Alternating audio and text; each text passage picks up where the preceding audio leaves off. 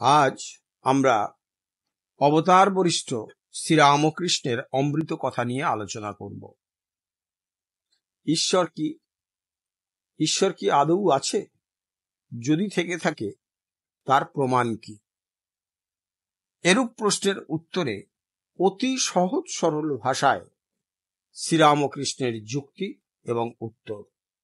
তিনি বলছেন, কর্ম ছাড়া কখনো কর্ম হতে পারে না, সুতরাং কর্তা ছাড়া কখনো কর্ম হতে পারে না। সুতরাং সৃষ্টির কেউ না কেউ কর্তা আছেন, আর সেই কর্তাকেই বলা হয় ঈশ্বর।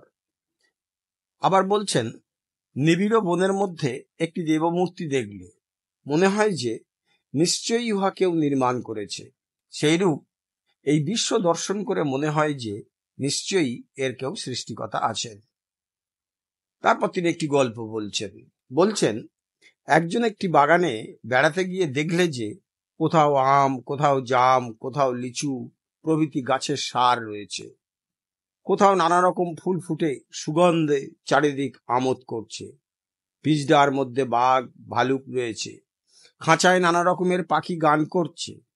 নানা রকমের পুতুল পরী স্থানে স্থানে সাজানো রয়েছে। এসব দেখে কি মনে হবে না যে এগুলির একজন মালিক আছে? সেই রকম এই বিশ্ব উদ্যান দেখে মনে হয় যে এসবই সেই ভগবানের হাতের গড়া, কিছুই আপনা আপনি হয়নি।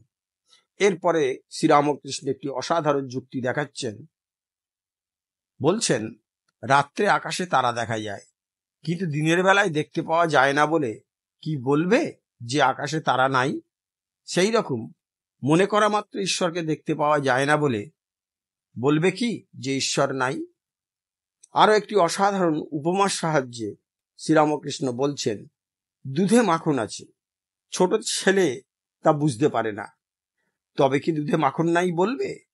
মাখন আছে কিনা সেটা কাজ করে বুঝতে হবে। দুধকে দই করে পরে মাখন তুলতে হবে। সেইরূপ এই সৃষ্টি মন্থন করলে ঈশ্বর রূপ মাখন পাওয়া যায়। আরো একটি উপমার সাহায্যে তিনি তার যুক্তি দিচ্ছেন। বলছেন, সমুদ্রে অতল স্পর্শ জল, তার মধ্যে কি আছে কি নাই তাহা কেউ বলতে পারে না। যদি কারো জানবার দরকার হয় তবে তাকে ব্যাকুল হয়ে সমুদ্রের ধারে গিয়ে বসে থাকতে হয়। তাহলে সময়ে বড় বড় মাছ, নানা রকমের জলজন্তু ও আরো কত কি দেখতে পাবে। সেইরূপ ঈশ্বর আছেন কিনা তা জানবার জন্য যে ব্যাকুল হয়ে অনুসন্ধান করে, সেই তাঁর সম্বন্ধে নানা রকম আভাস পেয়ে থাকে। কি অসাধারণ যুক্তি, তাই না বন্ধুরা? আজ এই পর্যন্ত। আবার আগামী দিন আমরা শ্রীরামকৃষ্ণের অমৃত কথা নিয়ে আলোচনা করব। আপনারা সবাই খুব ভালো থাকবেন, আনন্দে থাকবেন।